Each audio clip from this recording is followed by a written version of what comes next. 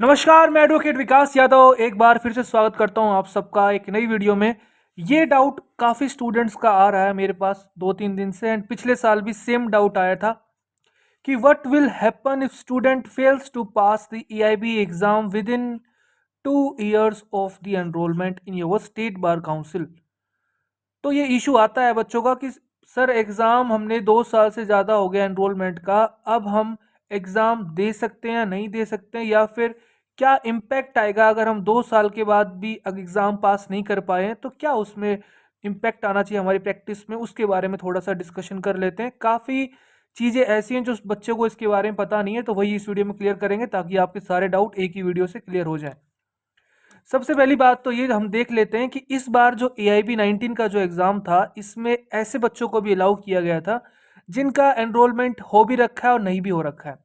जैसे एक category of students ऐसी थी जिसका who have enrolled in your state bar council. तो ये बच्चे एनरोल्ड हैं, इनको जो 2 ईयर का जो लाइसेंस मिला होगा, टेम्परेरी लाइसेंस 2 ईयर का जो इनके स्टेट बार काउंसिल ने दिया होगा, वो इनके पास होगा, जिसको हम प्रोविजनल एनरोलमेंट सर्टिफिकेट भी बोलते हैं।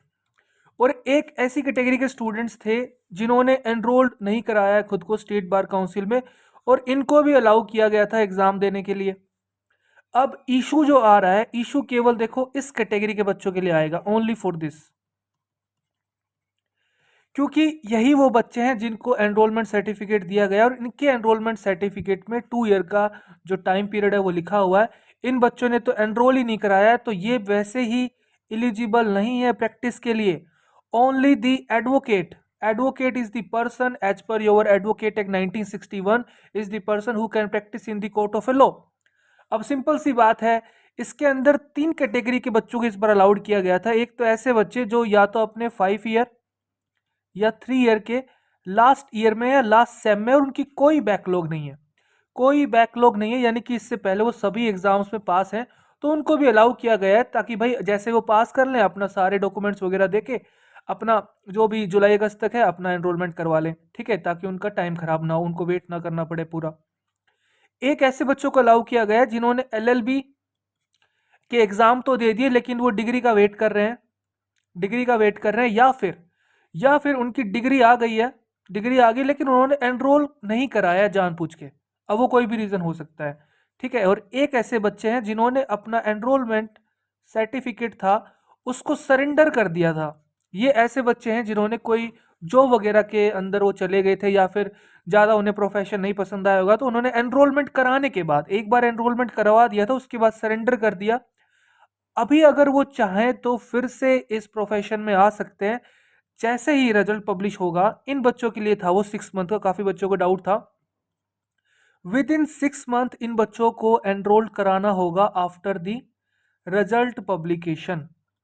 जैसे आपका रिजल्ट में पास लिखाएगा, तो बाकी बच्चों को मैंडेटरी नहीं है कि 6 मंथ के अंदर करवाना, ऐसा अभी तक कोई गाइडलाइन नहीं आई है, लेकिन आ जाती है तो फिर इन बच्चों को भी उसी टाइम पीरियड में एनरोल कराना पड़ेगा। तो इन बच्चों के लिए तो कोई भी डाउट नहीं है कि भाई ये कितने भी बार एग्जाम दे सकते हैं जब तक ये अंटिल पास ना हो जाए। तो इनका तो कोई ऐसा नहीं है कि 2 साल में करना है, 1 साल में करना है, 3 4, कुछ भी नहीं है, क्योंकि ये तो अभी प्रैक्टिसिंग एडवोकेट है ही नहीं। तो हम इनके बारे में चेक कर लेते हैं, इसीलिए वर्ड लिखा गया है शुरुआत में, आप देखोगे जो मैंने यहाँ लिखा है with in 2 years of the enrolment. तो ये केवल एनरोलमेंट वाले बच्चों के लिए है वीडियो जिन्होंने अपने आप को एनरोल कर रखा है। अगर आपने एनरोल नहीं कर रखा है तो आपके लिए कोई ज़्यादा ये काम का वीडियो नहीं है, ठीक है। पहली बात तो ये कि इस बार सबसे अच्छा किया गया कि EIB-19 के एडमिट कार्ड में, ये आप देखोगे ध्यान से, ये इन्फॉर्मेशन थी इसके regarding, the all India bar examination is being held since the year 2010, ठीक है, जब से आपका एग्जाम हो रहा है ये। It is mandatory for every newly enrolled advocate, ठीक है, हर न्यू एनरोल्ड एडवोकेट को इसके अंदर अपीयर होना पड़ेगा अगर आपने 2010 के बाद अपने आप को एनरोल किया है। एंड क्या बोल रहा है, with in 2 years of the enrolment failing which he or she cannot further continue in the practice till the time he or she the exam it is mandatory clears the exam, it is mandatory requirement to continue the practice। Simple way में बोलूं तो यही कह रहा है कि भैया with in 2 years आप इस एग्जाम को क्लियर कर लीजिए, यानी कि पास कर लीजिए, अदरवाइज जो आपका प्रैक्टिस का राइट है वो आपसे छीन लिया जाएगा। कुछ थोड़े से डाउट थे स्टूडेंट्स के मन में। एज लिमिट के रिगार्डिंग कोई भी ऐसा बार नहीं है, आपकी कितनी भी एज लिमिट है, आप इस एग्जाम में अनलिमिटेड टाइम्स अपीयर हो सकते हो। कोई भी ऐसा नंबर ऑफ अटेम्प्ट्स नहीं है, कितने भी नंबर ऑफ टाइम्स आप इस एग्जाम में अपीयर हो सकते हो। बस जो एक ड्रॉबैक वो जहाँ लिखा हुआ है यहीं पे ही कि दी but only drawback is that you can not represent your client in the court of law, जिसी को हम बोलते हैं प्रैक्टिस करना। कोर्ट में अगर मेन बात बोलें तो यही होता है कि अपने क्लाइंट को रिप्रेजेंट करना, वकालतनामा पे साइन करना भी आप बोल सकते हो अगर नॉर्मल भाषा में बोले तो। But you can still perform the functions of the lawyer.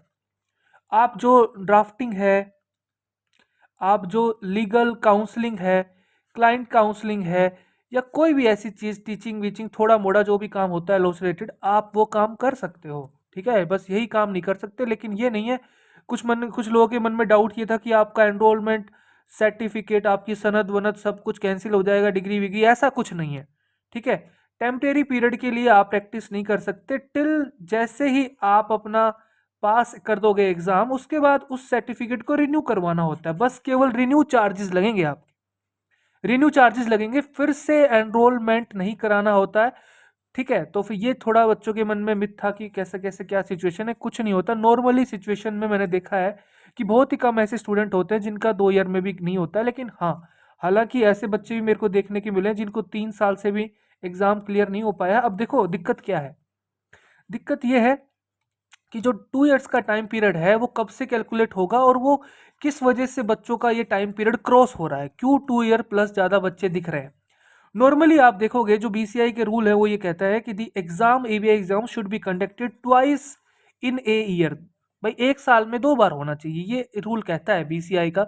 लेकिन आई थिंक 2019-20 कोरोना के आसपास से ये साल में 2 बार नहीं हो रहा है, यानी कि 1 साल में अगर 2 साइकिल होनी चाहिए वो नहीं हो रही है, जिसकी वजह से जो टाइम पीरियड है वो अभी भी फिक्स रखा गया है।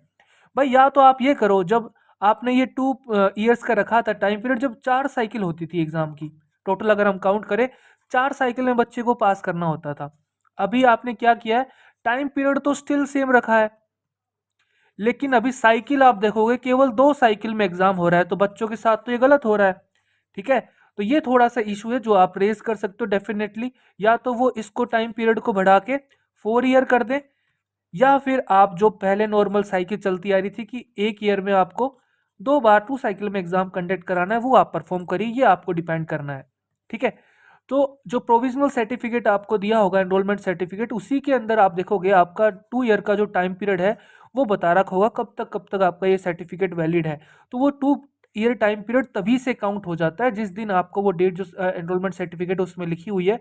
ऐसा कोई नहीं है कि जिस दिन एग्जाम का नोटिफिकेशन आया है तब से काउंट होगा, रिजल्ट आएगा तब तक होगा, ऐसा कोई भी नहीं है। आपकी जो एनरोलमेंट सर्टिफिकेट है उससे आपका 2 ईयर टाइम पीरियड कैलकुलेट किया जाता है। ठीक है, कोशिश तो मैंने ये करी है कि सभी डाउट्स को कंसिडर करके रीजन के साथ एक्सप्लेन कर दिया है। लेकिन still if you have any doubt you can use the comment section of the YouTube. कोई भी आपका डाउट है तो आप पूछ सकते हो इसके रिगार्डिंग। एंड अगर कोई पर्सनली डाउट है आपका तो आप मेरे व्हाट्सअप नंबर 9350145947 पे भी व्हाट्सअप कर सकते हो, कॉलिंग नंबर नहीं है। ठीक है, तो वीडियो अच्छा लगा है तो वीडियो को लाइक कीजिए, खुश रहिए, मुस्कुराते रहिए, देश का ख्याल रखिए। जय हिंद।